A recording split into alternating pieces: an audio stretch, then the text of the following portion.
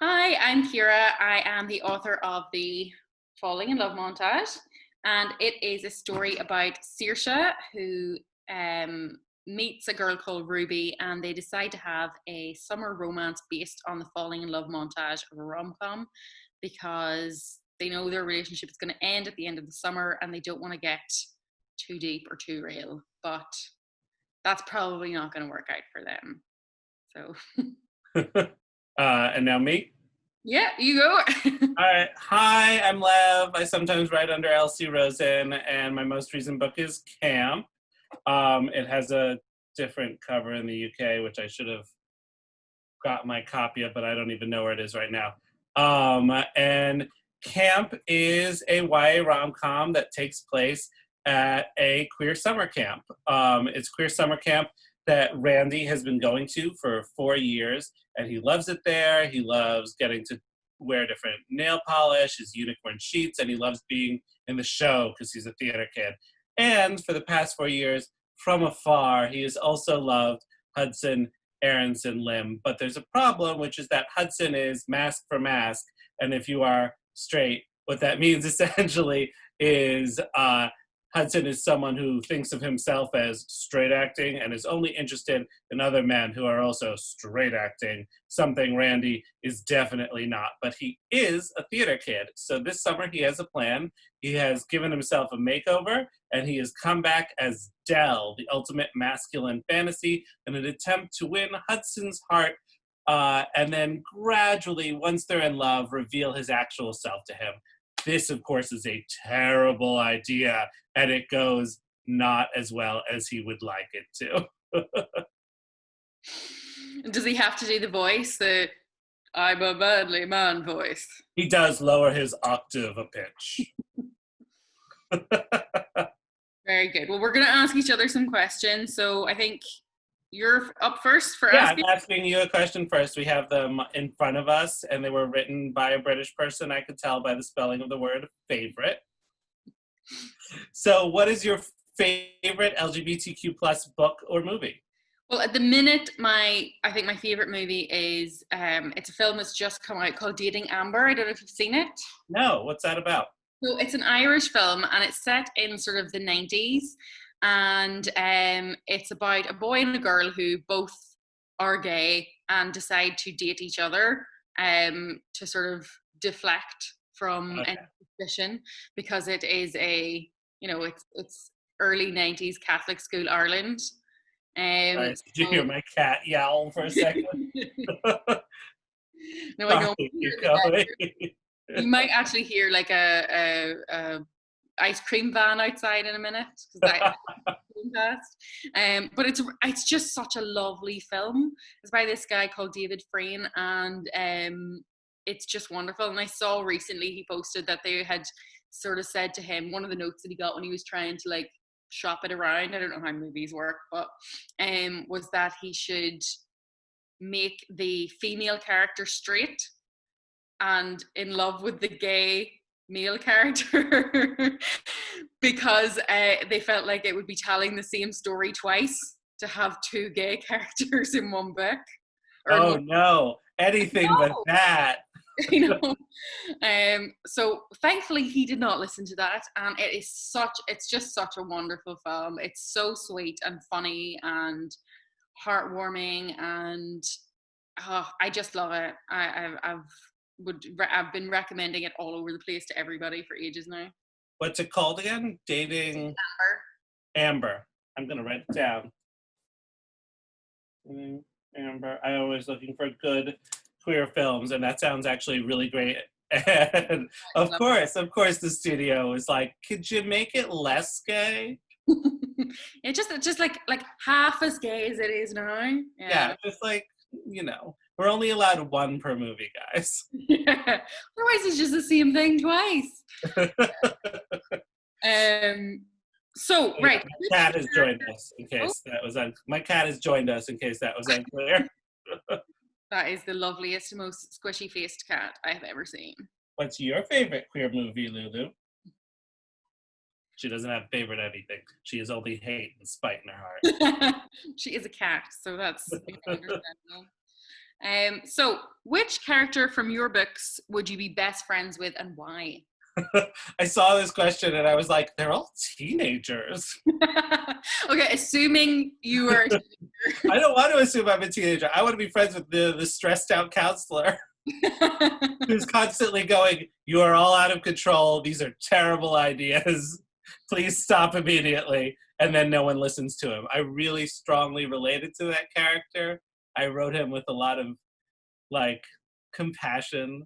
And so I feel like out of anyone, I'd probably be friends with that one. Although there is also a side character who is a very strange arts and crafts counselor. And I would like most to be friends with her, but I think she'd be too cool for me. Yes, that's tough. Yeah. Yeah, when you write the characters that you know are way too cool for you. Very good. I think if it was me, I'm just gonna answer this anyway. Go for it. I agree with you. There's a character in my book which is the dad's girlfriend, who the main character is not fussed on entirely, but she is the best character in the book. Like, she's the most purely good person. She has no real flaws. She's like perfect. And so I want to be friends with her, but again, probably she's too cool for me. I don't know if I'd want to be friends with someone who's perfect. I feel like I would just feel terrible every time I was around them. Yeah. Oh, she's so much better than me. All right. My question for you is, who is the worst LGBT character in a straight rom-com? And I'm guessing by worst, they mean like worst depiction and not like a terrible human being. Although obviously that could be combined. Yeah, I thought about this, and actually, like, I really came up kind of short because I sort of Googled all of the gay best friend characters and was like, you know what? The thing is, I don't know that any of them are terrible on their own. Some of them are of their time, although that also, is part of the journey of progress that you have. I guess you have like very stereotypical characters in very specific scenarios, and they get very specific roles, but those things, I guess I see them as stepping stones to better things now. So I think the issue overall is more the general depiction of the gay best friend in rom-coms, and it is nearly always a very stereotypically young gay man who behaves in the way that I guess the straight audience expect gay men to behave, and they have sassy quips and great advice, and they can there'll be a prop in the main character's journey and their adventure, and so I guess that's the problem. Like, I'm thinking, like, the first one that came to mind for me was George from My Best Friend's Wedding, because that's one of my favorite rom-coms, is My Best Friend's Wedding, and he is such a stereotypical character of, especially even a stereotype of the gay best friend character. He is everything that it's supposed to be, but it's not that there's anything wrong with that character in and of himself. Yeah, no, he's great.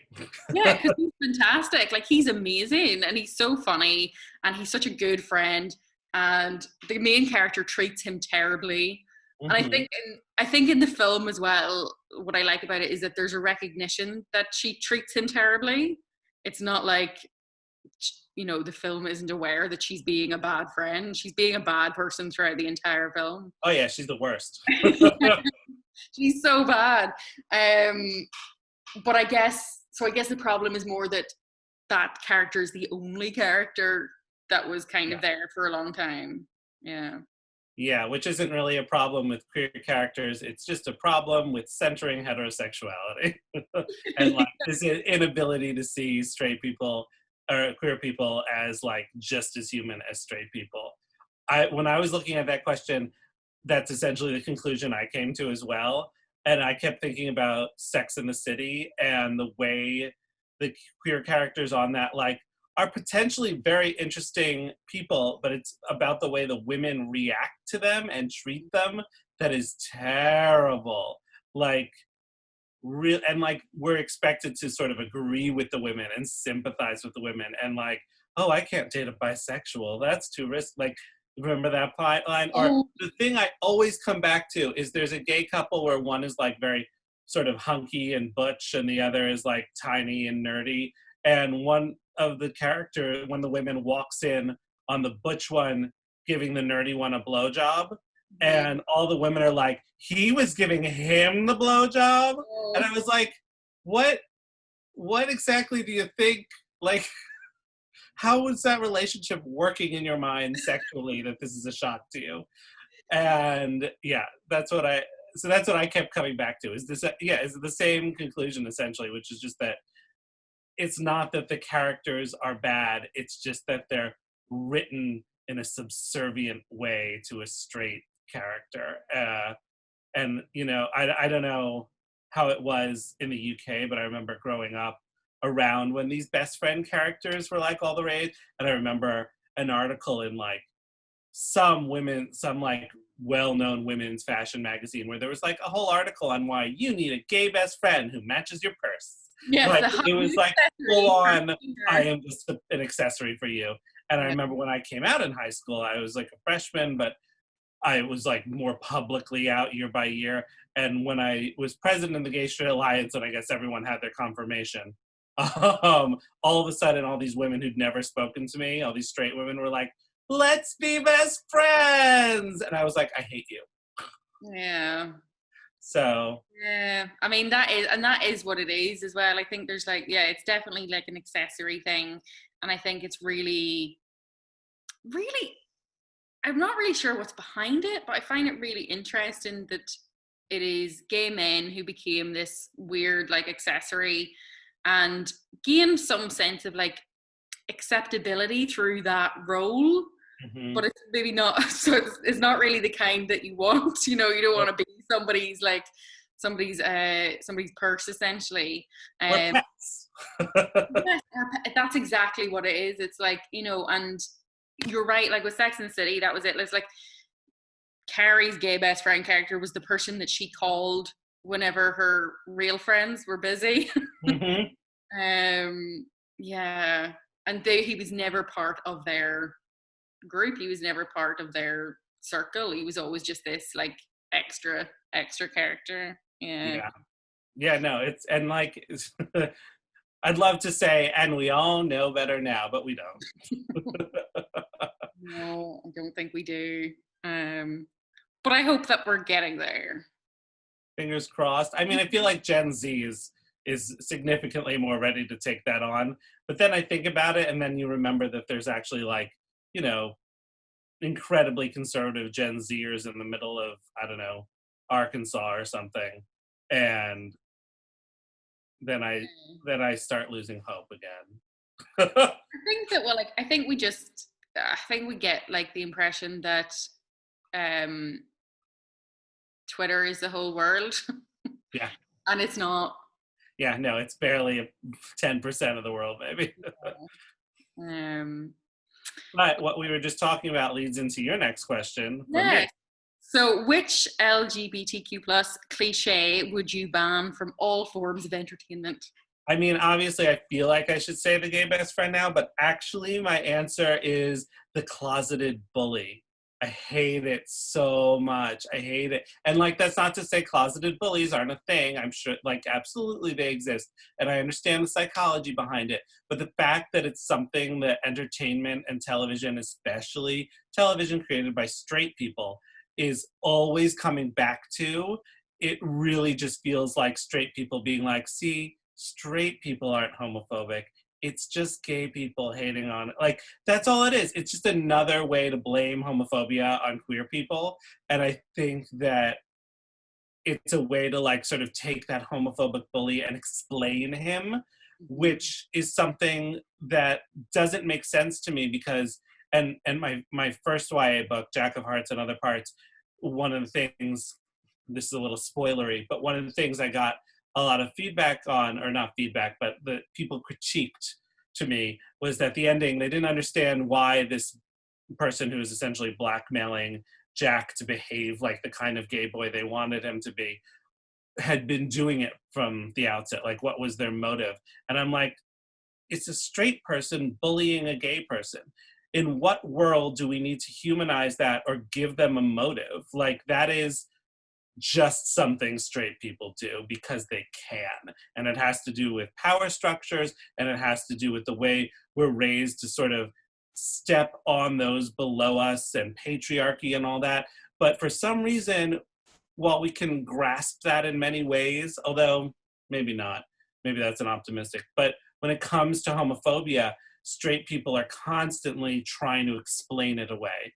Oh, it's just that they're afraid of their own latent homosexuality. They're afraid of this, they're afraid of that. And every time I see the bully who's been picking on some gay kid forever, push him against the wall and then start making out with him or whatever, I'm like, no. And like, then even more than that, it makes all these queer kids watching that be like, oh yeah, if someone beats me up, I should totally make out with them if they start kissing me. Like, it's fine to have a relationship with that person if it turns out that the reason they were like beating me up and bullying me for years is because they were secretly gay too. Like, now I'm in love. And that is even more insane making. Why would, like, it's just setting queer kids up to like sort of accept an abusive relationship as the norm.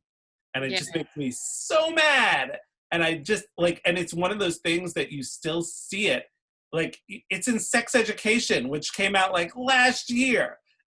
And like, I saw that and I was just like, I can't do this. I can't. Yeah, I think that, like, I mean, it's like the gay version. If he pulls your hair, then he likes you, Yeah. you know. And it's like, you know, I feel kind of wary about saying, oh, I wouldn't want to see any particular storyline ever again. It's when that's the only storyline that you get. Mm-hmm. But I think definitely the whole, like, I think with Sex Education, what I found disappointing and that I hope they will address is the idea that the person is homophobic because they are gay. Now that he's sorry, they should be together. Or like, sometimes it's okay for people to not be together just because they're both gay. Uh-huh. Yeah. I haven't even watched season 2 because the end of season 1 turned me off so much. And I was just like, no. And then I hear like that's sort of the plot line is like, yeah, he's going to get with his former bully. Isn't that hot? And like, you knew that was coming and it's still so disappointing. Yeah. I mean, I don't know. Like, when I watched that season, I was really hopeful that what would happen or what might happen coming up is that realization that, oh no, it doesn't matter that this person did this for this reason. I should still they still did this to me. They still bullied me. And so we're not supposed to be together. Like, it's okay to understand somebody's perspective and understand where they were coming from and still be like, but we're not going to be friends. Yeah, and just because you're going through something terrible doesn't excuse you being terrible to other people. And I feel like with that trope, that's always what they're saying. Oh, well, because it was internalized homophobia, so it's fine that they were bullying someone and beating people up constantly. Like, we understand. And I think that goes to sort of a greater trope that we've had essentially since the 90s with this sort of like humanizing the villain thing. Like, why are villains bad? Aren't they all just like hurt, but weren't they all just like abused by their parents? And like, doesn't that really make them the victim? Which is this sort of thing that we've been seeing over the past decades. And I think it's actually sort of led to a decline in the morality of culture generally. Like, I think like you could, like, there are many reasons for why politics are the way they are today, but I think the idea that we have to humanize villains is a component. I think there's definitely like an individualization of what are ultimately bigger cultural issues. that somebody is homophobic because they are struggling, rather than somebody is homophobic because we live in a homophobic society and they just look at. God forbid a straight person address that. But it reminds me as well, I don't know if you remember or watched Pretty Little Liars, but I love Pretty Little Liars. It was so much. Like, I am Mhm. obsessed with how ridiculous it was. One of my favorite bits is where a guy gets his head cut off and it bounces downstairs. So good. But in that, like, you had the Emily character and Paige, and she literally tries to drown her. Uh-huh. And then they still end up together at some point. Like, Yeah. Yeah, no. That one was classic. Classic. Oh my God. I love Pretty Little Liars, but it was in many ways very messy. And then in other ways, like deeply brilliant. So I like, cause just the entire concept of like being like, you are a 16-year-old girl and therefore no one will believe anything you ever say. And taking that and being like, hey, that's an inherently deeply noir concept. Let's structure an entire noir series around it. Like that alone is just brilliant. brilliant. There's nothing like it. I absolutely love it. So good. Yeah, no, that's a great show. All right, I have a question for you now. What character in books or TV helped you come out? Oh, I have talked about this before, and it is very embarrassing. But I think the show that really contributed to me coming out was watching The L Word.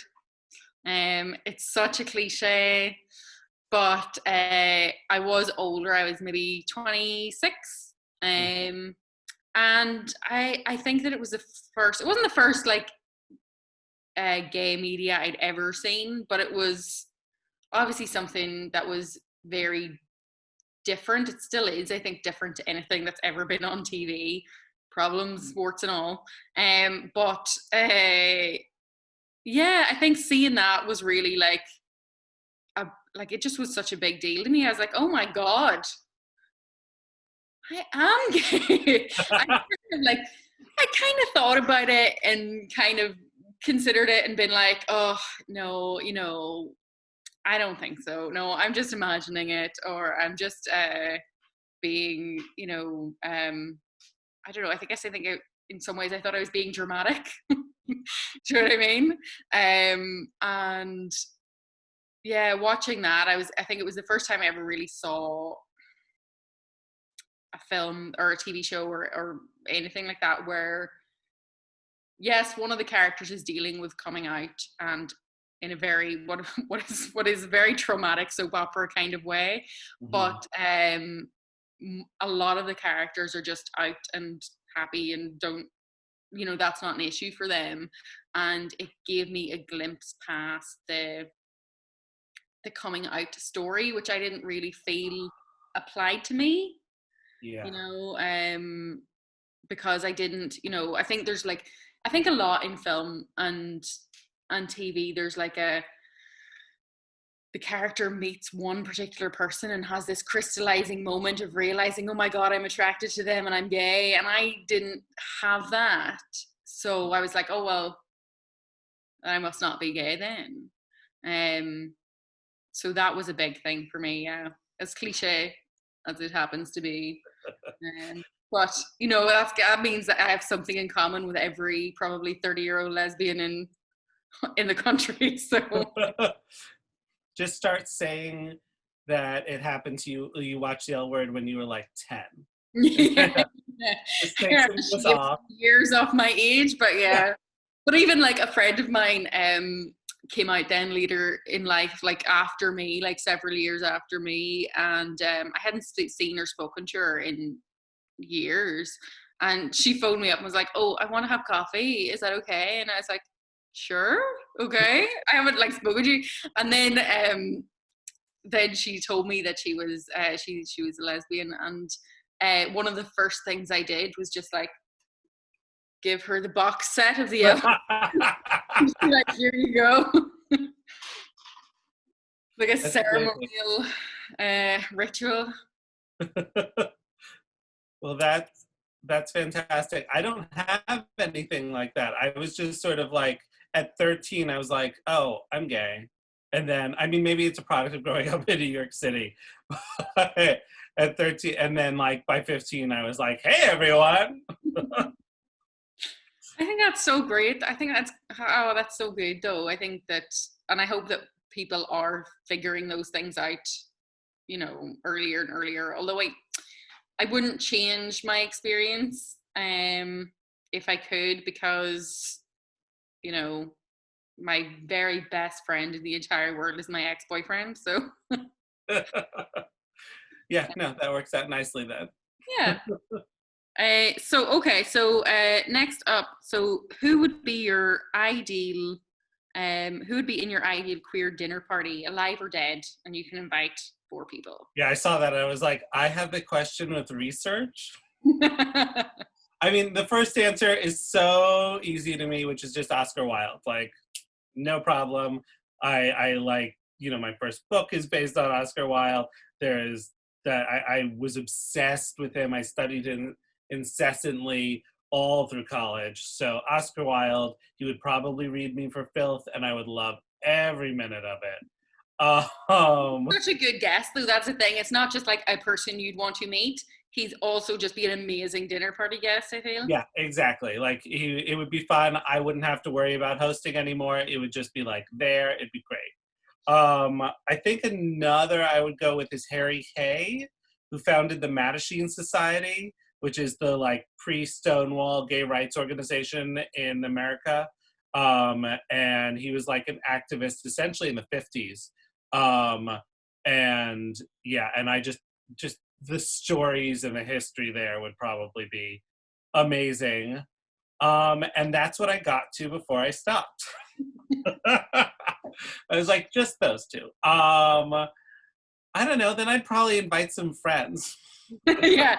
Oh, do you want to come to my party? Oscar Yeah, Wilde. I know, right? Like, if I had a dinner party with Oscar Wilde and I didn't bring my husband, he would be pretty upset with me. So, my husband. That's fair. You want to come? You can have the 4th slot. Yeah, yeah. I thought about this one as well, and I decided that I would invite Kirsten Stewart, and I would only pretend to invite 3 other people, and then when she came, I was like, oh, whoops, I guess they didn't come. Oh my goodness! And look at this candlelight and rose petals. Exactly. So funny. I didn't ask for them to do that.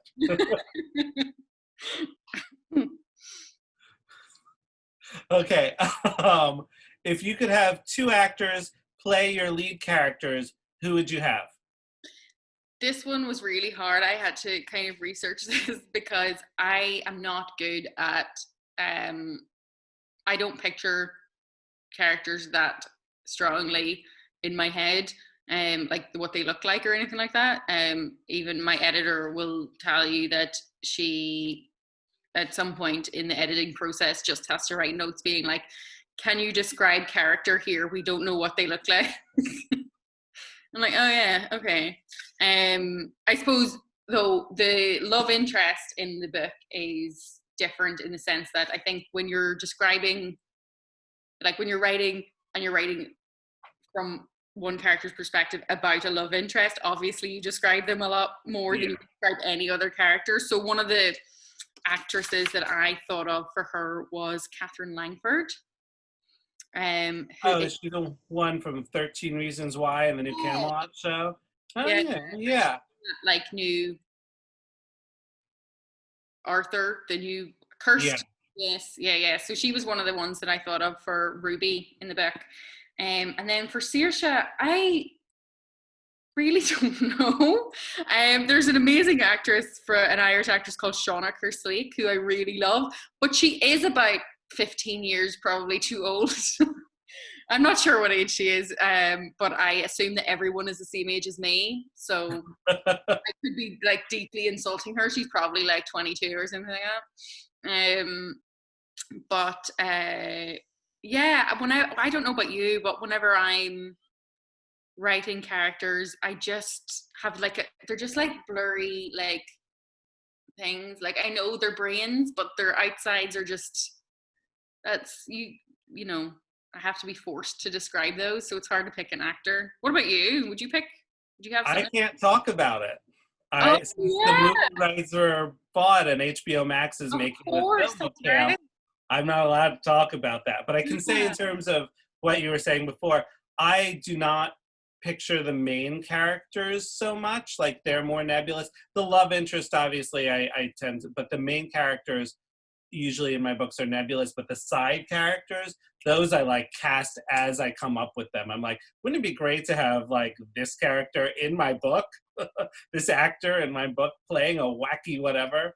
Actually, that kind of makes sense to me because there are a couple of characters in the book, like kind of like cameo stars, if that Mhm. makes sense. Where I'm kind of like there's one old lady in my book, and I would really, really love if it was a film. If anyone's listening to this, it's open for film rights. Go ahead. But I would love. Oh my god, I would Miriam Margolyes. Mhm. This like old, like this batty old lady who does the wedding dress, and that's the dream. But I It's think that's easier what with people. the cameo roles, like you said, right? It's just easier. It's easier with those you call them cameo roles, and I think you're dead Yeah, on. Yeah. don't know why, but it is. Okay. Oh right. Okay, that's nearly us. So I'm just sort of saying. So other than your book, what queer book would you recommend to at home yalkers? I just finished Heartbreak Boys by British author by Simon James Green. So I know it's available over there. And I really, really loved it. I thought it was just, it's about these two guys, and one is in the closet. They were friends until, in the book it's like till year whatever, and I have no idea what that means, your education system. I have no, but they're 16 It's now. not mine either, so I don't know it. I can't keep track of it either.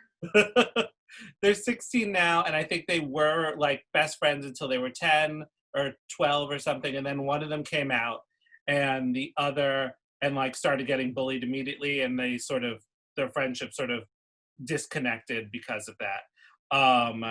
Well, not because, it's more complicated than that, but you read to find out.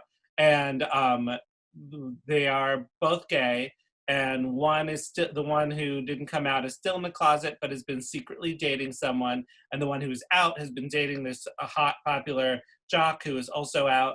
And at prom, they sort of at prom, the openly gay one sort of realizes, well, the closeted one comes out, and then, and like is like, thank you boyfriend, and then the out one realizes that their boyfriends are actually cheating on them with each other, and there's like chaos and panic, and this is like just the first couple chapters, and their boyfriends get together and create this very like chic fancy Instagram account, joint Instagram account, where they declare their love for each other, and they say things like, we're sorry, we hurt people, but it's only good things, we're learning, whatever, all these things that make you want to just punch them in the face.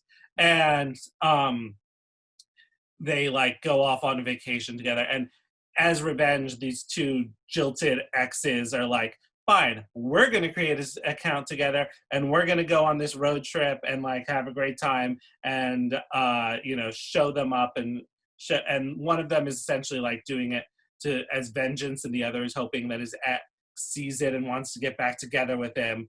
But on this road trip, they sort of get over their exes and find out stuff about their relationship, and it changes in different ways. And yeah, I just thought it was really great. That How sounds about you? Same question so for you. fun. That sounds so good. I really want to read that now. I'm gonna write that down. Um, Heartbreak Boys. Great boys. I think I have seen it about. I've seen like the cover and stuff, I think. So I suppose that I would say I don't know about you, I'm so bad about reading whenever I'm working. I can't like No, I'm exactly the same, because you don't want someone else's voice in your head. yeah. But so recently I did read Kat Dunn's Dangerous Remedy, which is like a revolutionary France set story, but there's kind of like there's a fantasy element. I wouldn't call it like straight up fantasy, but it's kind of like I would say I think it's like a Frankenstein element to it. It's really, really good. I don't want to I'm so bad. I would genuinely sit here and give all of the spoilers, so I want to be really cagey about what it is. But it's so much fun. So it's about this group of friends, who kind of go about rescuing people, from the guillotine. Why? They probably deserve it. Well, yes, there is that. But they rescue this girl who turns out to have kind of, I'm so bad at description, but kind of like electrical powers, put it that way. And it's just so much fun. It's one of those books that where like all of the characters are just really fun, and their interactions are kind of what make the book really great. And it's amazingly and I don't know about you, but I find this really important to me. It's very fast paced. Okay, yeah. It goes and goes and goes and goes, and it's just really well done, and it's part of a trilogy. So I'm really excited. What's it called again? Because I didn't write it down. Called Dangerous Remedy, and it's by Kat Dunn. It's really good. And then also I recently read my friend Helen Corcoran's book, which is Queen of Coin and Whispers, which is about a queen and her spy master, and it's like a real slow burn romance with like lots of, they sort of flirt by sending each other like gay books. Awesome. Yeah, it's really wonderful. It's really, really good. So yeah, I think there's probably a bunch of, I'm even looking over at my own shelf to see what else is there. Late to the Party by Kelly. Is that your wall, by the way, or what? No. This is a scrim I have hanging up in front of my bookshelf because my bookshelf is a mess. I bought it for when I was going to have a live launch, people would take their pictures in front of it, and that didn't happen. So I've been using it for all my virtual events, and it works out. It's amazing. It's so good. I thought it was actually like painted onto your wall or something. But what else is there? Yeah, I can't remember. What was the last one? Queen of Coin and Whispers? Queen of Coin and Whispers. Which is it's Irish and it's published by an Irish press, but it's but you can get it internationally. I think it's I don't know how this stuff works. You can get it. I'll find it. It's really, really good. Helen is amazing. I'm always really impressed by people who write properly epic books. Because I'm oh no, my book takes place in the summer. And then my next book, I think, takes place over 3 weeks. Yeah, so it's just a shorter and shorter time span.